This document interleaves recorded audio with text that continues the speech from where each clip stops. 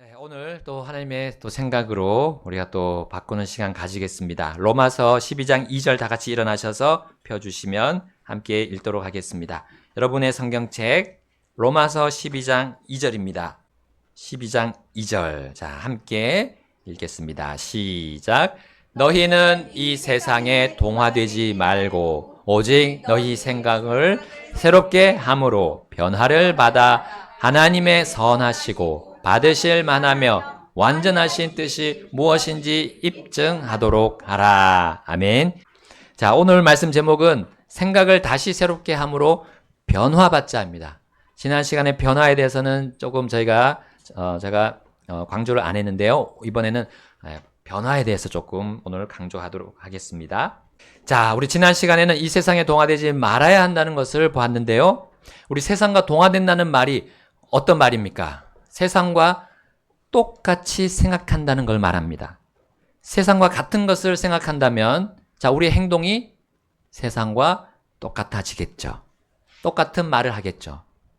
세상의 흐름과 세상의 물결에 그대로 휩쓸려 가는 것이 그 세상에 동화된다는 의미입니다. 그런데 우리 주님의 백성, 주님의 교회가 그렇게 된다는 것은 하나님의 입장에서는 너무나 안타깝고 하나님 슬퍼하시는 장면이에요. 우리를 구원하신 그 목적과 정반대로 나가는 것이기 때문입니다. 세상에 물들어 사는 우리의 생각들을 다시 우리는 새롭게 할 필요가 있습니다.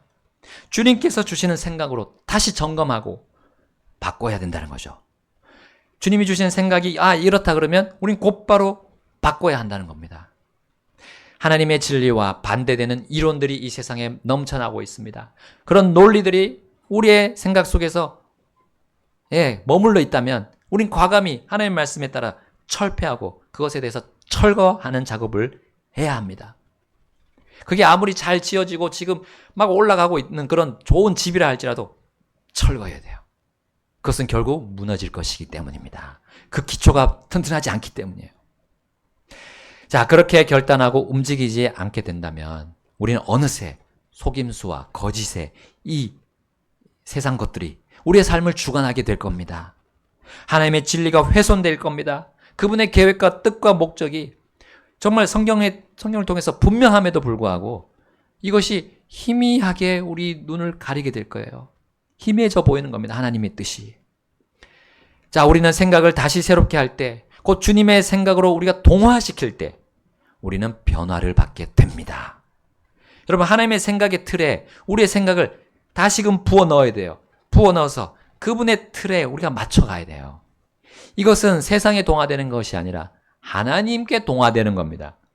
자, 이렇게 동화될 때 우리는 변화가 일어난다는 사실이에요. 자, 우리 성경에 보시면 변화라는 단어가 영어로 transform이라고 되어 있어요. transform. 자, 우리 동화라는 단어는 우리 지난 시간에 무슨 form이라 했어요? conform이라 했어요. 자, 의미가 다르죠?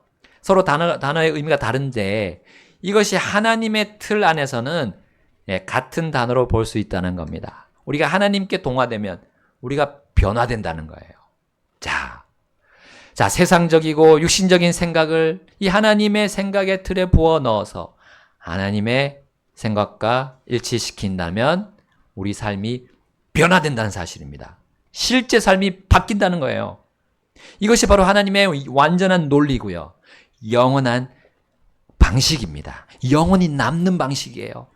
이 세상의 것들은 다 사라지지만 하나님의 뜻과 하나님의 뜻을 행한 자들은 영원하다라고 말씀하셨잖아요. 자, 변화는 완전히 바뀌는 것을 의미합니다. 자, 예를 들어 이 transform 이런 말 어디서 많이 들어봤죠? 어디서? 영화 제목에도 나옵니다. 우리 어린아이들, 남자애들이 좋아하는 변신 장난감들 많잖아요. 변신하는 거. 이 자동차 모양인데 팔이 나오고 머리가 나오고 다리가 나와서 변신하는 그 로봇 여러분 기억하실 겁니다. 뭐 만화 영화에도 나오고요. 컴퓨터 그래픽 영화에도 그 사람들의 이목을 집중시킵니다. 그러나 성경에서 트랜스폼은 몸의 변화가 아닙니다. 이 겉의 변화가 아니라요. 어디의 변화입니까? 내면의 변화입니다. 영이 변하는 것이고 혼이 변하는 것을 의미합니다. 겉만 바뀌고 겉만 바뀌어서 변화되는 걸 원하는 거, 이거는 기독교가 아닙니다. 기독교 외에 다른 모든 종교들이 그렇게 말하고 있어요. 겉을 바꿔라. 생활을 바꿔라. 자, 근데 속은 변화가 없는데요. 다 무너집니다. 다른 종교들은 하나같이 그렇게 너희 스스로의 힘으로, 특히 스스로 사람의 힘으로 겉을 바꾸라고 말합니다. 그리고 스스로 혼을 바꾸라, 정신을 바꾸라라고 말합니다. 근데 사람이 그럴 능력이 없는데도 불구하고 그렇게 사람들이 생각하는 방식을 자꾸 주입시키는 거예요. 그것이 이 세상입니다. 심지어 도덕적으로 살아라, 또 선행을 하면서 살아라, 고행을 하면서 살아라. 그러면 너희가 개과천선한다. 개과천선. 그래서 너희들이 마치 신들처럼 될 것이다 라고 주장하는 것이 이 종교들이에요. 그러나 이 종교들이 말하는 변화는 일시적인 거예요. 일시적으로 잠깐 정신이 맑아질 수도 있습니다. 일시적으로 몸이 또 건강해질 수도 있어요. 그러나 궁극적으로 우리의 영이 변화되지 않습니다. 영은 결코 변화되지 않아요. 영이 변화되지 않는다면 그 혼은 오히려 어떻게 합니까? 이 다양한 인간적인 견해들, 이 종교적인 것들을 가지고 그 활동하는 것에 만족하는 겁니다. 그것이 명상이 될 수도 있어요. 필라테스가 될 수도 있어요. 요즘 막 유행하고 있는 러닝이 될 수도 있어요. 달리기. 이것도 그렇게 사용될 수가 있습니다. 그래서 결국 건강을 넘어서서 건강 외에 다른 것, 어떤 신비한 힘을 거기서 끌어오려고 합니다.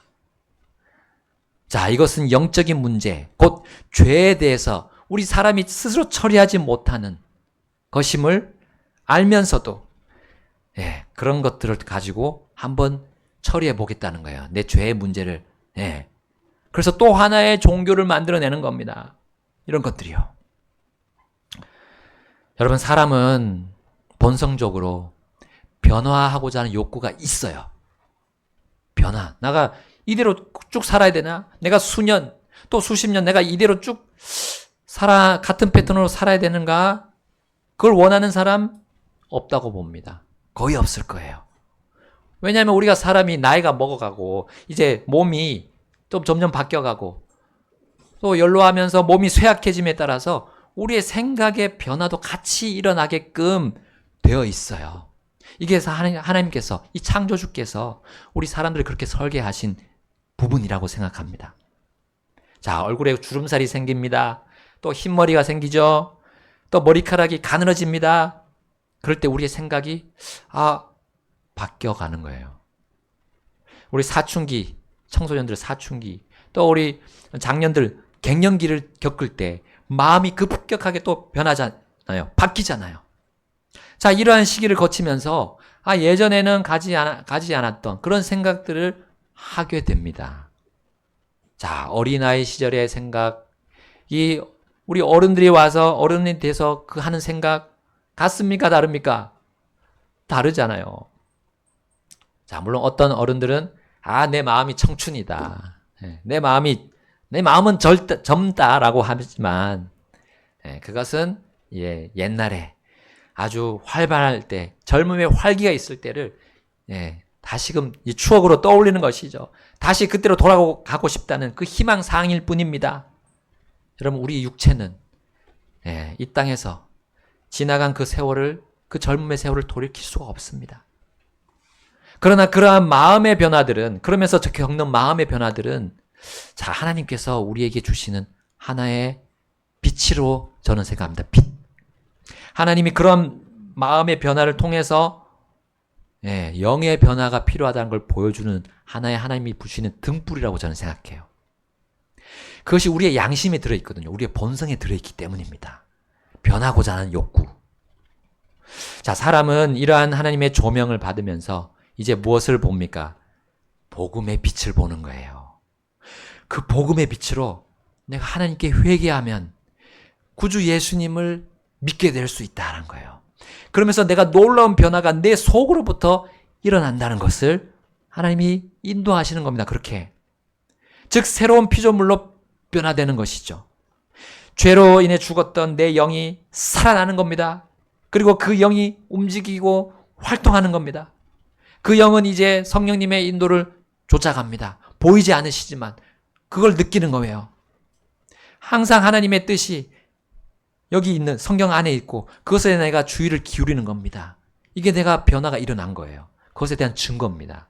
속으로부터 변화가 일어났다는 거죠. 그리고 무엇이 진리고 무엇이 거짓인지 예전보다는 더 주의 깊게 살피고 그리고 내가 참된 것을 선택하려고 하는 겁니다. 이전에 내가 걸어왔던 육신의 길, 마귀의 길, 세상의 길 이걸 다시 보니까 너무 더럽고 추한 거예요. 옛날에는 그런 생각이 들지 않았는데 이제 복음을 믿고 받아들이고 예수님이 내 구주가 된 걸 내가 확신할 때 그것이 그렇게 보이는 거예요. 이게 내가 변했다는 겁니다. 변한 증거가 되는 거죠. 자, 이렇게 주님께서 내 자신의 삶에서 함께 하심을 하나 둘씩 경험해 가는 것이 이거 1차적인 변화를 받은 바로 새로운 피조물들이 받은 그 증거라는 겁니다. 그들이 모여서 이제 성도를 이루고 이 교회를 이루는 거예요. 자, 이들은 생각이 변화되었습니다. 1차적으로 변화되었어요. 세상의 틀에 갇혀 있다가 그것에서 벗어났습니다. 그리고 하나님의 완전한 자유로운 그 틀 안에서 이제 올바르게 세상을 볼 수 있는 눈이 열리게 된 거예요. 그게 영의 눈입니다. 자, 이렇게 거듭나서 새로운 피조물이 된 성도가 이대로만 계속 지낸다면 오늘 본문이 말씀하고 있지 않을 겁니다. 너희가 다시 생각을 새롭게 함으로 변화를 받으라고 주님이 기록하지 않았을 거예요.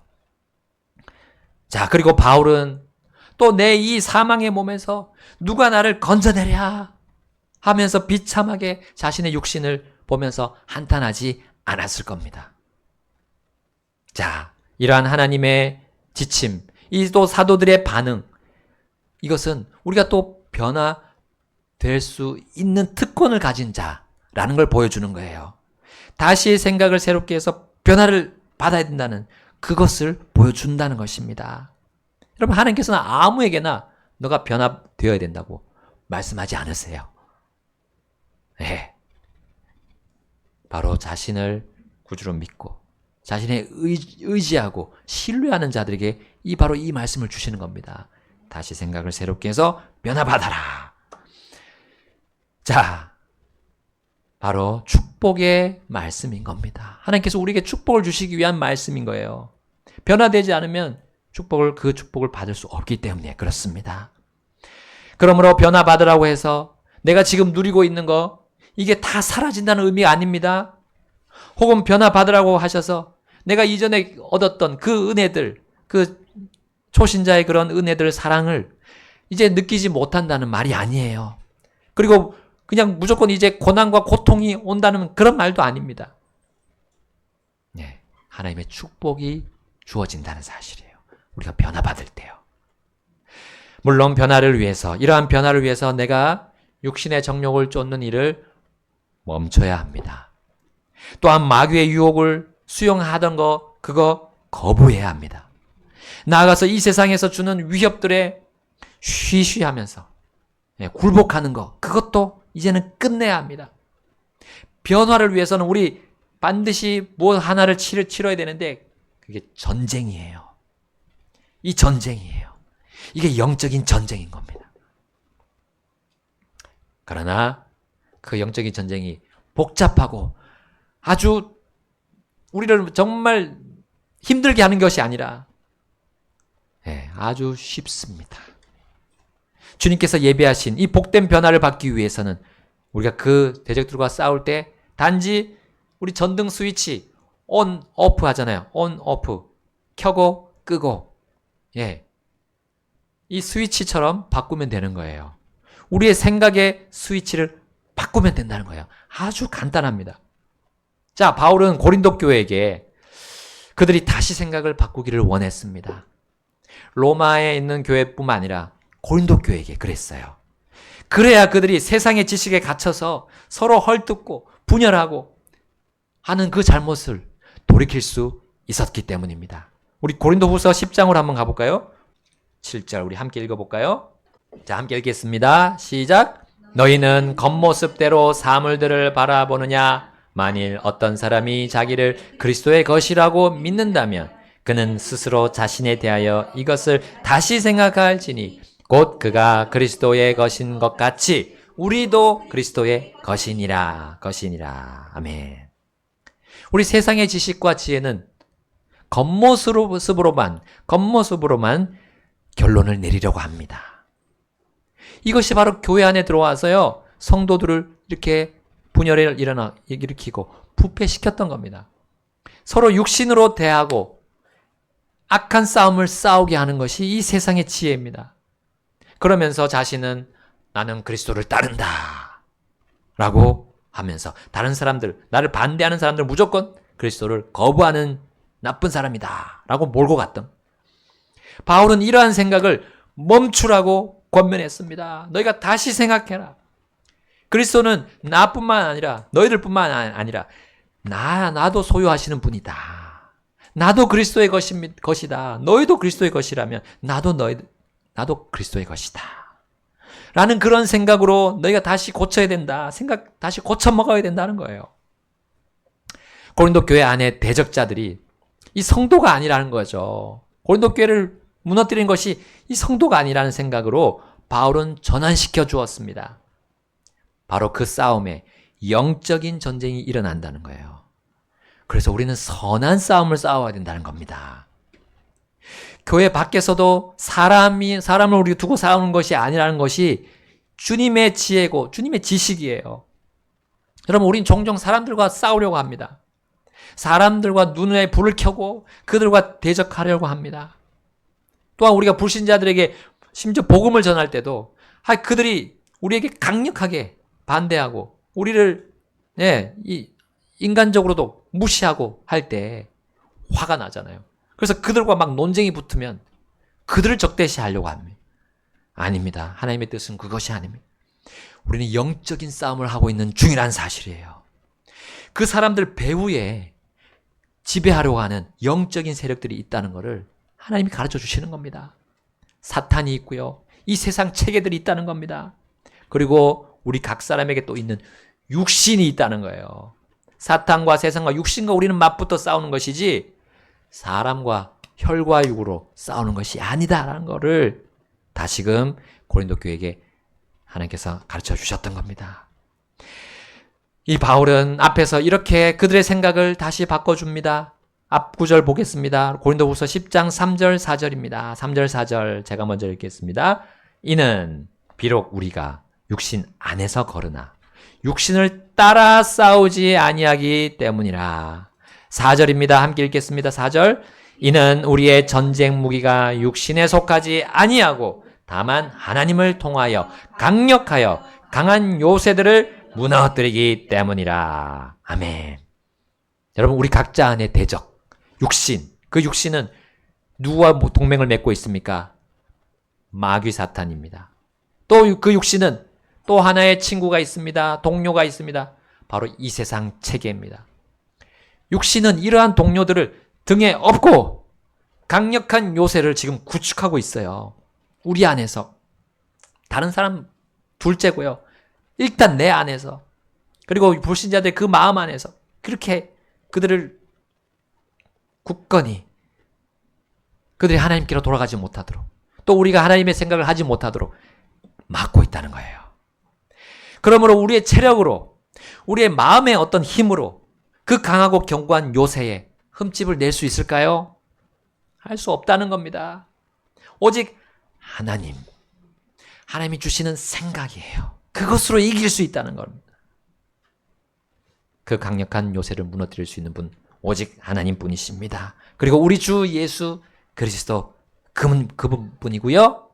또 우리의 성령님이십니다. 우리 안에 계시는, 떠나지 않으시는 성령님이세요. 그래서 바울은 이렇게 권면합니다. 10장 5절과 6절, 5절입니다. 우리는 상상하는 것들과 또 하나님을 아는 지식을 거역하여 스스로를 높이는 모든 높은 것을 무너뜨리고 또 모든 생각을 사로잡아 그리스도께 순종하게 하여. 6절 함께 읽겠습니다. 너희의 순종이 이루어질 때에 모든 불순종을 응징할 준비를 갖추고 있노라. 아멘. 여러분, 우리의 생각의 스위치를 하나님께로 바꿔야 하는 겁니다.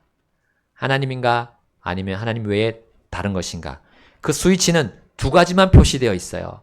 복잡하지 않습니다. 둘 중 하나입니다. 내가 하나님께 굴복시키게 됐다는 거. 하나님께로 탁 바꾸면 돼요.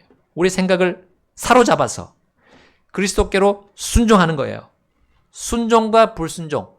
두 가지 스위치. 스위치는 두 가지밖에 없어요. 이 두 가지만 표시되어 있어요.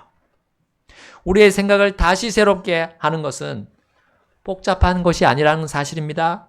내가 하나님 뜻 생각에 순종할 것이냐, 하나님 생각에 순종하지 않을 것이냐예요. 근데 복잡한 거는 우리의 불순종하고자 하는 생각이에요. 내가 순종하기 싫어하는 그 생각이 복잡하게 만드는 겁니다. 우리의 삶을 혼돈을 주는 거예요. 그리고 다른 사람들과 하고 싸우려고 하는 거예요. 여기 보니까 모든 생각을 사로잡으라 했죠. 거기 다 영어 단어가 every입니다. every.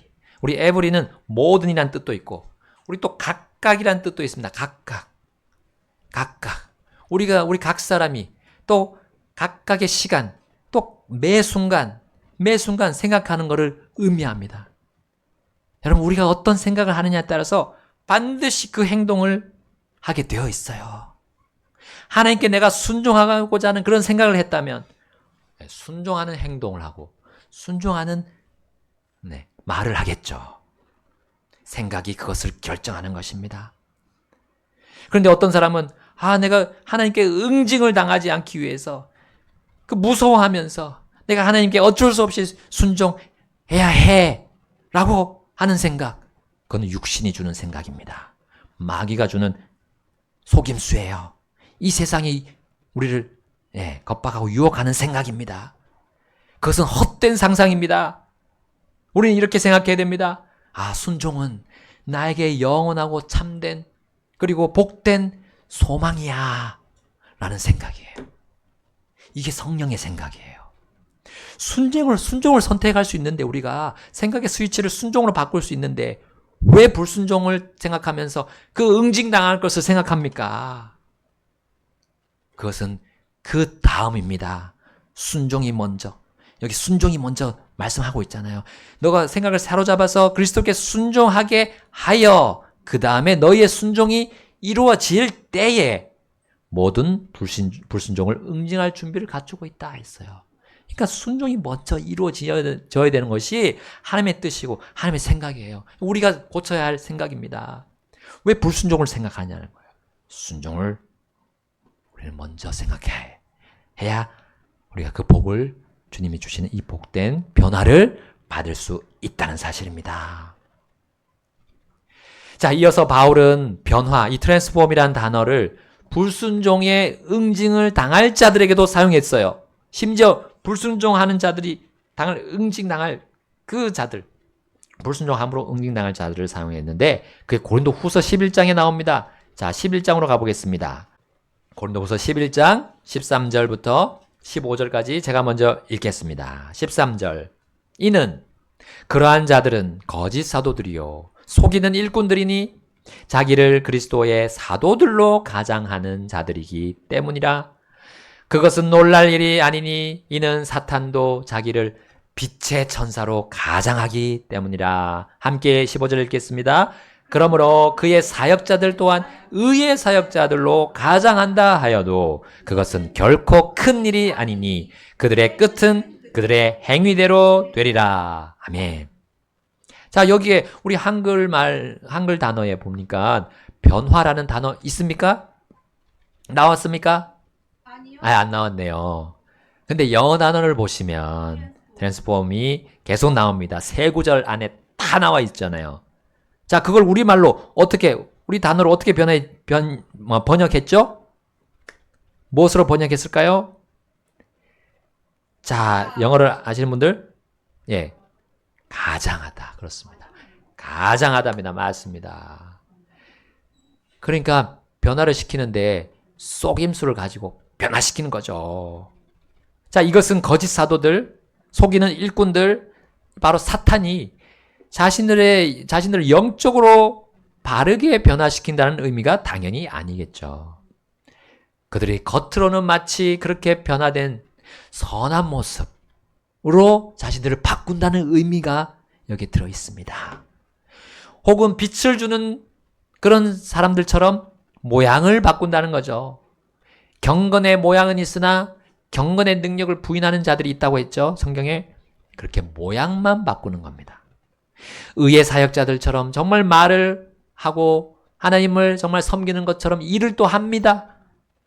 그러나 그들의 속은 완전히 거짓이죠.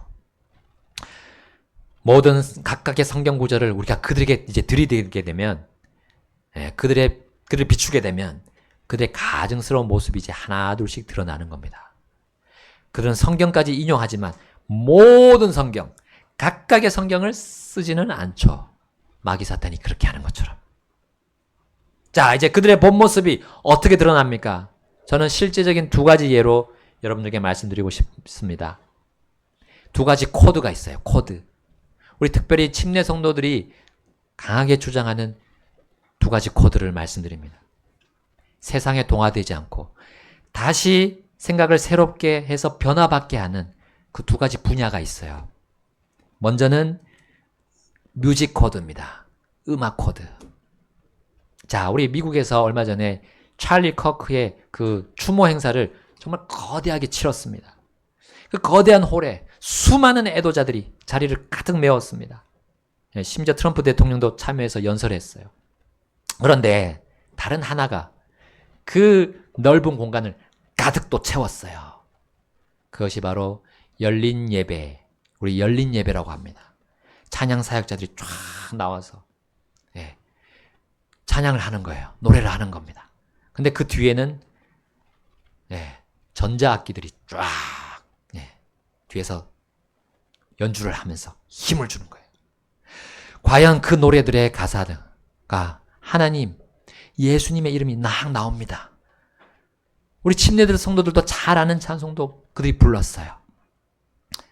그러나 그들의 노래는 부패했습니다. 왜냐하면 세상과 동화되었기 때문입니다. 세상의 틀 안에 하나님의 것들을 맞췄어요. 그들이 구원받았는지 받지 않았는지 우리는 알 수 없습니다. 그러나 그들의 생각이 다시 새롭게 변화받지 못하는 행위가 드러났어요. 여러분, 우리 세상의 가요를 부르고 그것을 직업으로 삼는 사람들이 이제 상을 받습니다. 근데 그들이 하나님께 감사합니다. 하나님께 영광을 돌립니다. 라고 말합니다. 그러나 그들의 생각은 다시 새롭게 되었습니까? 네. 여러분, 속이는 일꾼들을 우린 구별해야 합니다. 말씀대로 순종하고 다시 자신의 생각이 변화됐다는 걸 순종으로 보여줘야 돼요. 또 다른 코드는 옷입니다. 옷. 자, 성경은 남자가 여자의 옷을 입지 말라, 여자가 남자의 옷을 입지 말라라고 명하고 계세요. 그 율법이 아닙니다. 하나님이 주신 기본 질서입니다. 창조 질서입니다. 여러분, 우리 한해 단편적인 예로 동성애자들 보십시오. 동성애자들. 저기 어디 마라톤 대회를 하고 있었는데 분명히 겉으로 보기엔 남자예요. 근데 치마를 입고 노출되는 그런 옷들을 입고 막 쇼를 하고 있더라고요. 그들은 자신들의 성과 반대의 옷을 입잖아요. 네. 자신들의 성과 반대의 옷을 입습니다. 자, 이제 동서고금을 막론하고 우리 화장실 가보십시오. 화장실 간판, 화장실 그림. 네, 남자 그림은 바지를 입고 있죠. 여자 그림은 치마를 입고 있습니다. 여러분, 하나님께서 성의 자유와 이 성의 역할을 정하셨어요. 사람이 정한 게 아닙니다. 창조 때부터 하나님이 정하신 거예요. 그것을 겉으로 어떻게 드러냅니까? 옷으로 드러내시고 또 우리의 차림, 머리 모양 이런 것으로 드러내시는 거예요. 이거는 인간에게 주신 본성입니다. 본성을 거스르는 것이 결국 그 마지막이 동성애입니다. 동성애는 결혼을 망치고요. 가정을 망치고 사회를 망치고 국가를 망치는 겁니다. 본성을 거스르는 생각, 거스르는 의도를 결국 드러내는 것이 딱 우리 겉으로 보이는 것이 옷이라는 거예요. 그 우리의 차림새라는 겁니다. 하나님께서는 여자가 여자의 옷을 입기를 원하십니다. 치마를 입기를 원하세요. 남자는 바지를 입기를 원하십니다. 여자는 긴 머리를 가지기를 기뻐하십니다. 그게 고린도서에 잘 나와 있습니다. 남자는 짧은 머리를 가지기를 주님이 원하십니다. 이것으로 누가 영광을 받으십니까? 하나님이 영광 받으세요. 하나님이 영광 받으시면 그렇게 하나님 영광 받게 하는 그 가정, 그 사회, 그 국가가 복을 받지 않겠습니까? 순종하면 당연히 하나님이 복을 주시는 게 당연하지 않습니까? 근데 왜 이렇게 순종하는 생각으로 세상이 가지 않습니까?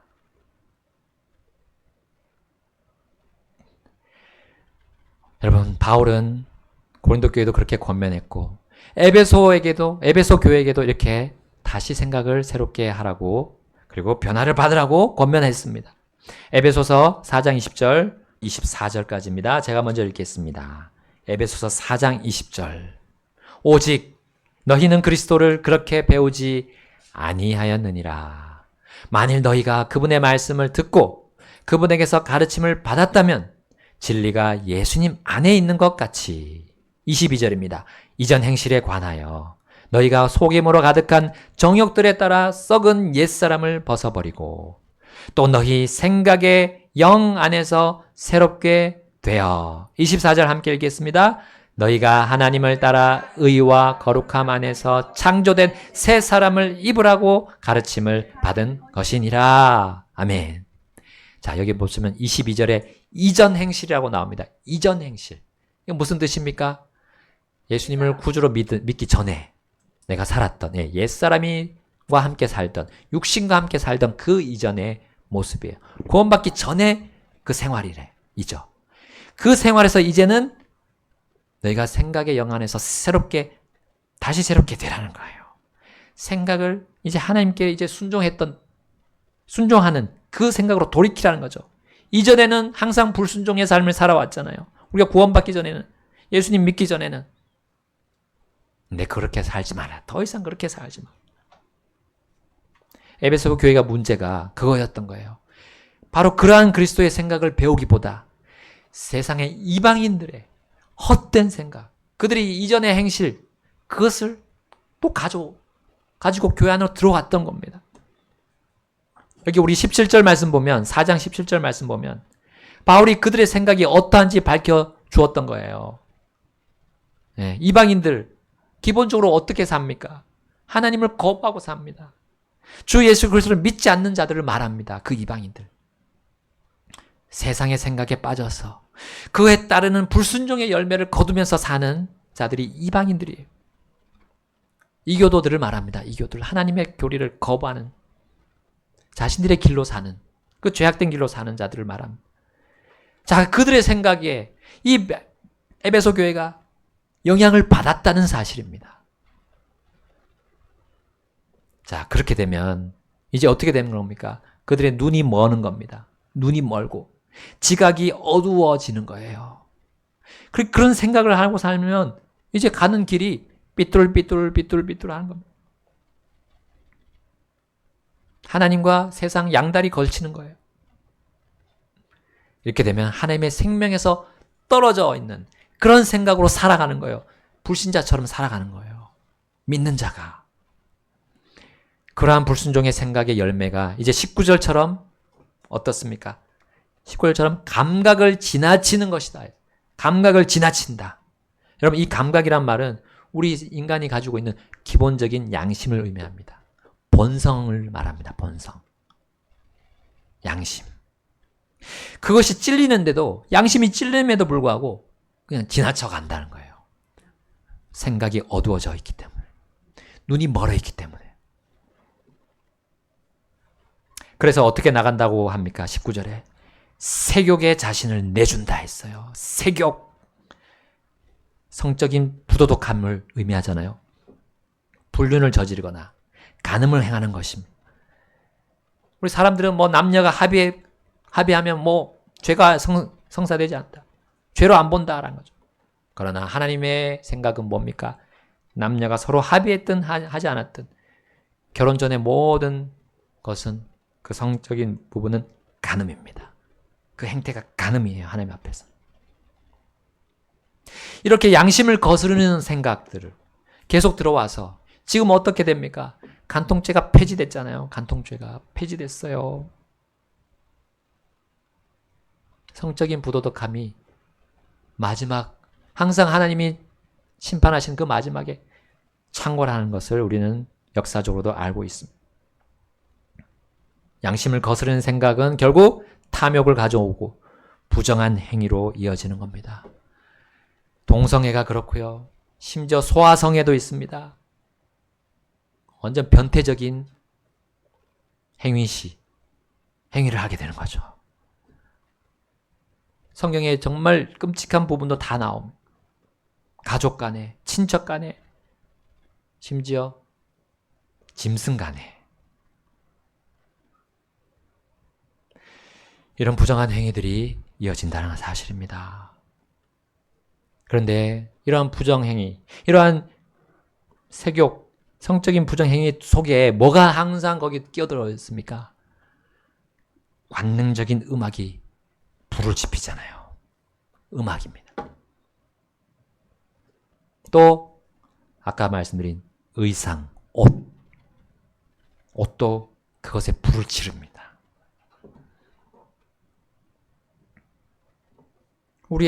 여러분 가지고 계신 폰들 보세요. 폰 안에 뭐 광고 뜨는데 이런 것들이 점령하고 있지 않습니까? 락 음악이 막 배경에 팍 들어가고 사람들 노출한 의상들이.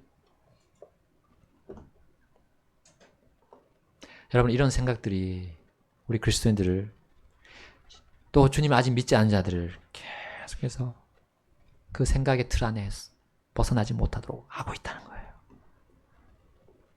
그러므로 우리는 생각을 다시 새롭게 해서 변화받아야 돼요. 변화되지 않으면 우리는 거기에 그대로 끌려 들어가서 목에 목줄 매인 도살장으로 가는 그런 사람처럼 될 수 있어요. 여러분 하나님의 말씀, 그분의 삶의 방식에 우리 순종합시다. 순종하면 우리의 평안이 찾아옵니다. 안식이 찾아올 거예요. 왜냐하면 주님 이렇게 말씀하셨습니다. 디모데후서 1장 7절 마지막 보고 마치겠습니다. 디모데후서 1장 7절입니다. 바울이 이 목회자인 디모데에게 역시나 이렇게 말씀 주셨어요. 목회자도 똑같습니다. 사람입니다. 그러나 목회자도 다시 생각이 변화받아요. 계속해서. 자, 읽겠습니다. 1장 7절 시작. 이는 하나님께서 우리에게 두려움의 영을 주지 아니하시고 다만 권능의 영과 사랑의 영과 건전한 생각의 영을 주셨기 때문이라. 아멘. 하나님께서 이렇게 세 가지 영이 나옵니다. 권능의 영, 사랑의 영, 건전한 생각의 영을 주셨다 했습니다. 여러분 하나님 말씀 안에 우리 생각을 돌이킬 수 있는 모든 것이 다 충족되어 있습니다. 충분합니다. 권능을 여기서 얻을 수 있습니다. 우리가 세상을 이길 수 있는 그 나쁜 생각들을 거부할 수 있는 권능이 여기 들어있고요. 사랑이 들어있습니다. 바른 사랑. 정말 부패한 사랑이 아니고 정말 하나님께서 받으실 만한 그 사랑이 주님의 사랑을 통해서 보여주십니다. 그리고 건전한 생각의 영 우리에게 주셨습니다. 여러분 피아노 반주 나올 때 여러분 결단하지 않으시겠습니까? 생각을 다시 새롭게 함으로 변화를 받을 수 있도록 오늘 말씀 주셨습니다. 실제적인 거 두 가지 제가 언급했습니다. 왜 침례 성도들이 한편으로는 고립주의다. 네, 고립주의다. 왜 이렇게 교회 문턱이 높냐? 아닙니다.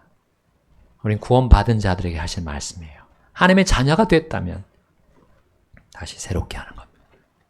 하나님이 원하시는 말씀에 집중하는 거죠. 그것이 나의 기쁨이고 나의 안식이기 때문입니다.